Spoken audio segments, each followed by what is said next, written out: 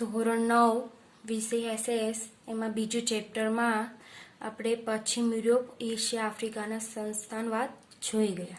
હવે જોવાનું છે પ્રથમ વિશ્વયુદ્ધ 1914 થી 1918ના પરિબળો. આધુનિક વિશ્વની કેટલાક હૃદયદ્રાવક અને અવિસ્મરણીય ઘટનાઓમાં પ્રથમ વિશ્વયુદ્ધનો સમાવેશ થાય છે. હૃદયદ્રાવ્ય એટલે કે આમ તમે સાંભળો ને આમ કંપારી ઉઠે એવું. અવિસ્મરણીય એટલે કે તમે વિશ્વાસ ના કરી શકો એવી ઘટના. વિશ્વયુદ્ધ કોઈ એકાદ બે પ્રસંગો કે પરિબળોને કારણે થયું ન હતું. તેની પાછળ અનેક પ્રકારના કારણો જવાબદાર હતા. પ્રથમ વિશ્વયુદ્ધનો પ્રારંભ 1 ઓગસ્ટ 1914ના રોજ થયો હતો. આ ખાસ યાદ રાખવાનું કે પ્રથમ વિશ્વયુદ્ધનો આરંભ ક્યારે થયો હતો તો 1 ઓગસ્ટ 1914ના રોજ થયો હતો. જર્મનીએ સેડાનની લડાઈમાં ફ્રાન્સને પરાજય આપ્યો. તેથી ફ્રાન્સને ફ્રેન્ડથી સંધિ કરવી પડી ઈસવીસન 1871માં. તે અનુસાર યુદ્ધદંડ અને પોતાના બે પ્રદેશો આલ્સેસ અને લોરેન્સ જર્મનીને આપવા પડ્યા હતા. ફ્રાન્સ આ અપમાન ક્યારેય ભૂલી શક્યું ન હતું. આમ ફ્રેન્કફર્ટની સંધિ જ પ્રથમ વિશ્વયુદ્ધનું મુખ્ય કારણ બન્યું હતું. આમ એક યુદ્ધના અંતમાં જ બીજી ભાવિ યુદ્ધના બીજ રોપાઈ ગયા હતા. હવે જોઈશું એમાં કયા કયા પરિબળો હતા. તો પહેલું છે આર્થિક પરિબળ. 19મી સદીમાં ઇંગ્લેન્ડે એશિયા તરફ આફ્રિકામાં વિશાળ સામ્રાજ્ય જમાવ્યું હતું. તે પોતાના સંસ્થાનોનું આર્થિક શોષણ કરી ધનવાન બન્યું. ઔદ્યોગિક ક્રાંતિ તથા સંસ્થાનવાદના ઝડપી ફેલાવાને લીધે યુરોપને પુષ્કળ કાચા માલની જરૂર પડતી. 19મી સદીની છેલ્લી 25માં જર્મનીએ એશિયા અને આફ્રિકામાં બજારો મેળવવા હરીફાઈ કરવા માંડી. જર્મનીએ ઇંગ્લેન્ડ તથા ફ્રાન્સની તુલનામાં સસ્તો માલ આપવા માંડ્યો એમને. તેણે એશિયા તથા આફ્રિકાના ઇંગ્લેન્ડ તથા ફ્રાન્સના બજારો આ રીતે તોડવા માંડ્યા. તેને એક પ્રકારનું બજાર તોડવા માંડ્યું. પરિણામે એક બાજુ જર્મની તથા બીજી બાજુ ઇંગ્લેન્ડ વચ્ચે તીવ્ર આર્થિક સ્પર્ધાઓ થઈ હતી. એવું પૂછાય કે કયા બે દેશ વચ્ચે આર્થિક સ્પર્ધાઓ ઓજાઈ હતી. બીજું છે લશ્કરવાદ.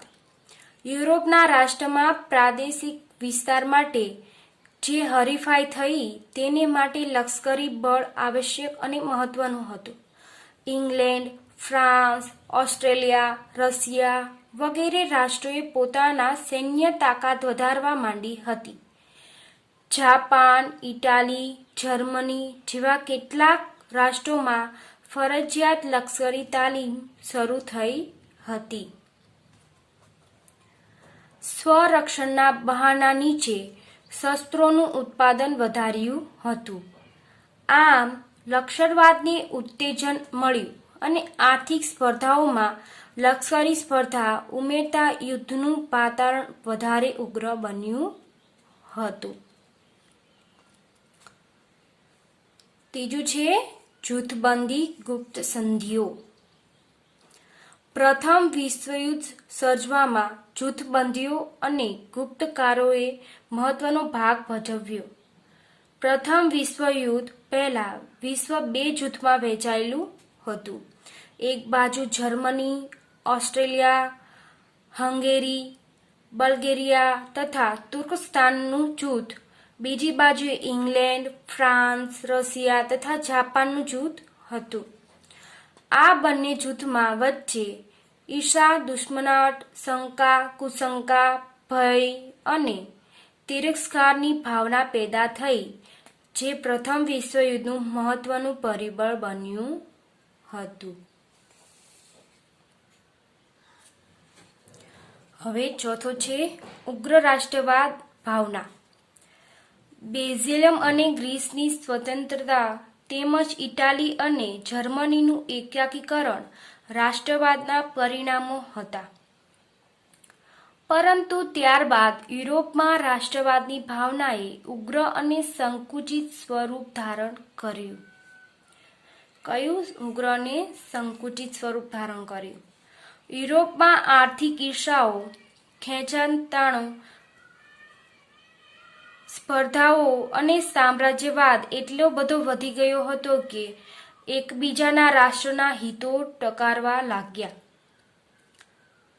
યુરોપના અગ્રણીય રાષ્ટ્રે પોતાના પ્રજાઓને ઉગ્ર આક્રમણ, દેશભક્તો પાઠો ભણાવ્યા. પોતાના દેશ પ્રત્યે પ્રેમ અને અન્ય રાષ્ટ્રો પ્રત્યેની ઘૃણાને પ્રોત્સાહન આપવા માંડ્યું. જર્મન સમ્રાટ કૈસર વિલિયમ બીજો ઉગ્ર રાષ્ટ્રવાદ અને સામ્રાજ્યવાદનો પ્રેરણાર્થ હતો. તે મહત્વાકાંક્ષી અને વિશ્વ પ્રભુત્વની નીતિમાં માનતો હતો. તે પોતાની પ્રચંડ લશ્કરી તાકાતની પોતાનું ધાર્યું કરવામાં માંગતો હતો. તેને જે કરવું છે તે જ કરવા દેવાનું, એમ, બીજું કંઈ નહીં.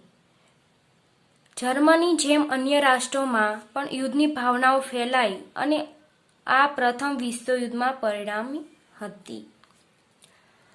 હવે પાંચમો છે વર્તમાનપત્રોનો ફાળો.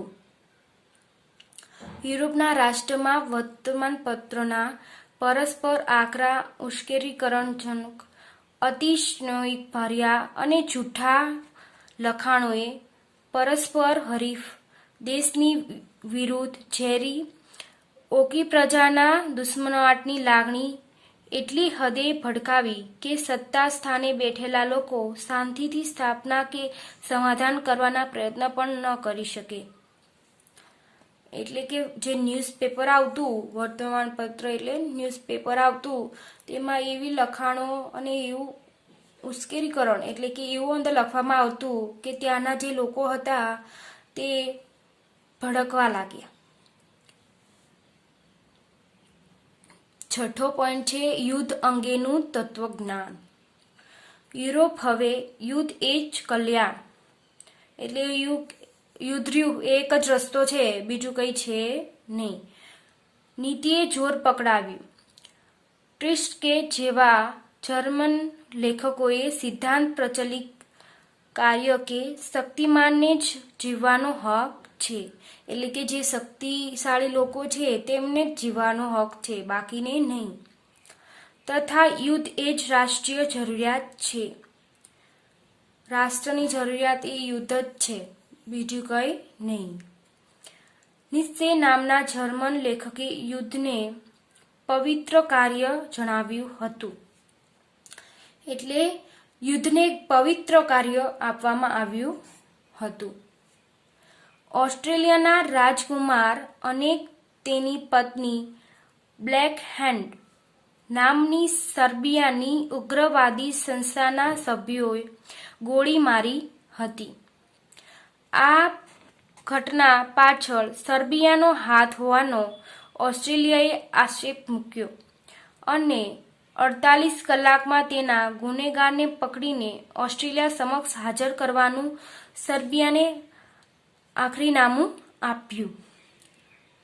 સર્બિયાએ પોતાના આ બાબતથી અજાણ હોવાનું જાહેર કર્યું. ઓસ્ટ્રેલિયાએ સર્બિયાનું કશું જ નહીં સંભાળતા સર્બિયા સામે યુદ્ધ જાહેર કર્યું. આ સામે પ્રથમ વિશ્વયુદ્ધનો પ્રારંભ થયો હતો.